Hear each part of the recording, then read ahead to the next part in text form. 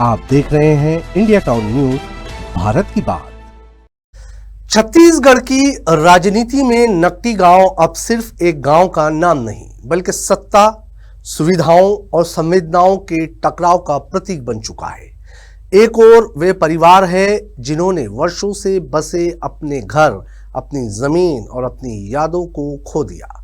दूसरी ओर जनप्रतिनिधियों के लिए नई विधायक कॉलोनी का निर्माण प्रस्तावित है। सवाल सिर्फ एक कॉलोनी का नहीं है, बल्कि उस व्यवस्था का है जिसमें जनता और जनप्रतिनिधियों के बीच सुविधाओं की खाई लगातार चौड़ी होती दिखाई देती है। आंकड़े बताते हैं कि वर्तमान में 90 विधायकों के वेतन, भत्तों और यात्रा सुविधाओं पर 5 वर्षों में करोड़ों रुपए खर्च होते हैं। वहीं लाखों आम परिवार आज भी पक्के मकान, बेहतर स्वास्थ्य सुविधाओं और बुनियादी जरूरतों के लिए संघर्ष कर रहे हैं। ऐसे में सबसे बड़ा सवाल यही है कि क्या जनप्रतिनिधियों के लिए नई नई सुविधाएं लोकतंत्र की प्राथमिकता होनी चाहिए, या पहले उन लोगों के सर पर छत होनी चाहिए जिनके वोट से सरकारें बनती है। नमस्कार, आप देख रहे हैं इंडिया टाउन न्यूज। मैं हूं आपके साथ कमर गौस।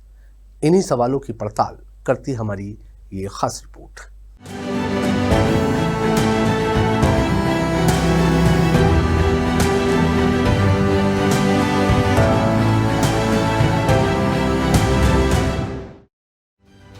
जनप्रतिनिधियों को मिलने वाली सुविधाओं पर बहस नहीं है, लेकिन नकटी गांव में प्रस्तावित विधायक कॉलोनी ने इस बहस को फिर से केंद्र में ला दिया है। यदि केवल छत्तीसगढ़ विधानसभा के वर्तमान 90 विधायकों को मिलने वाले मासिक वेतन और भत्तों को जोड़ा जाए तो प्रति विधायक लगभग 1,75,000 रुपए प्रति माह के हिसाब से हर महीने करीब 1,57,50,000 रुपए खर्च होते हैं। यानी कि एक वर्ष में लगभग 18,90,00,000 रुपए। यानी विधानसभा का कार्यकाल 5 वर्ष का माना जाए तो केवल वेतन और भत्तों पर लगभग 94,50,00,000 रुपए खर्च हो जाते हैं। इसके अलावा प्रत्येक विधायक को रेल और हवाई यात्रा के लिए प्रतिवर्ष लगभग 10 लाख रुपए तक की सुविधा उपलब्ध है। 90 विधायकों के लिए ये राशि एक वर्ष में करीब 9 करोड़ रुपए और 5 वर्षों में लगभग 45 करोड़ रुपए बैठती है। इस तरह केवल वेतन, भत्तों और यात्रा सुविधाओं पर 5 वर्षों में लगभग 139,50,00,000 रुपए खर्च होते हैं। इसमें पूर्व विधायकों की पेंशन, अन्य विशिष्ट सुविधाएं और अतिरिक्त सरकारी खर्च शामिल नहीं है।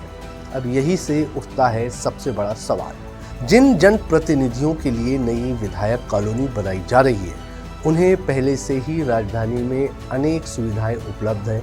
यदि विधायक सरकारी विश्राम गृह में रहते हैं तो उन्हें बेहद मामूली किराए पर आवास मिलता है। यदि वे निजी व्यवस्था करते हैं तो उन्हें प्रतिमाह मकान किराया भत्ता दिया जाता है। राजधानी रायपुर के विधायक कॉलोनी सहित शंकर नगर, देवेंद्र नगर, ऑफिसर्स कॉलोनी, फॉरेस्ट कॉलोनी और सिविल लाइंस जैसे इलाकों में पहले से ही अनेक सरकारी आवास उपलब्ध है। मंत्रियों और वरिष्ठ जनप्रतिनिधियों के लिए अलग अलग बंगले भी आवंटित किए जाते हैं।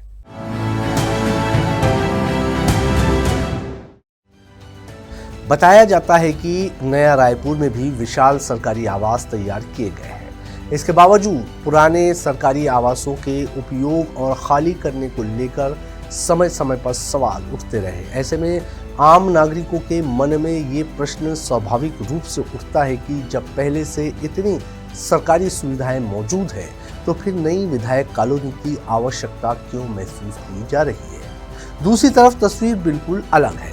राज्य के हजारों परिवार आज भी प्रधानमंत्री आवास योजना या अन्य आवास योजनाओं के तहत अपने घर का इंतजार कर रहे हैं। कई गरीब परिवार किराए के मकानों में जीवन बिताने को मजबूर है। बैंक से छोटा सा गृह ऋण लेना भी उनके लिए वर्षों का आर्थिक बोझ बन जाता है। ग्रामीण इलाकों में आज भी ऐसे परिवार हैं जिनके पास पक्की छत नहीं है। ऐसे समय में यदि जनप्रतिनिधियों के लिए नई कॉलोनी के निर्माण पर करोड़ों रुपए खर्च किए जाते हैं तो ये स्वाभाविक है कि जनता सवाल पूछे। लोकतंत्र में जनप्रतिनिधियों को सम्मान और आवश्यक सुविधाएं मिलनी चाहिए ताकि वे बेहतर ढंग से अपनी जिम्मेदारियां निभा सके। लेकिन ये भी उतना ही महत्वपूर्ण है कि सरकारी संसाधनों का उपयोग और प्राथमिकताओं के अनुरूप हो। क्या जनता की मूलभूत जरूरतें पूरी होने से पहले जनप्रतिनिधियों के लिए नई सुविधाएं उचित है? क्या सरकारी धन का बड़ा हिस्सा पहले शिक्षा, स्वास्थ्य, सिंचाई, सड़क और गरीबों के आवास पर खर्च होना चाहिए? क्या विकास की प्राथमिकताओं में आम नागरिक सबसे ऊपर होना चाहिए? नकटी गांव का मुद्दा अब केवल विस्थापन तक सीमित नहीं रह गया है। ये शासन की प्राथमिकताओं और लोकतांत्रिक जवाबदेही पर भी बड़ा प्रश्न चिन्ह बन गया है। यही कारण है कि अब बहस केवल एक कॉलोनी की नहीं बल्कि उस सोच की है जिसमें जनता और जनप्रतिनिधियों के बीच सुविधाओं का अंतर लगातार बढ़ा हुआ है दिखाई देता है।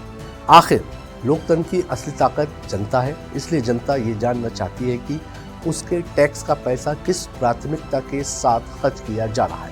यही सवाल आज नकटी गांव से निकलकर पूरे छत्तीसगढ़ में गूंज रहा है।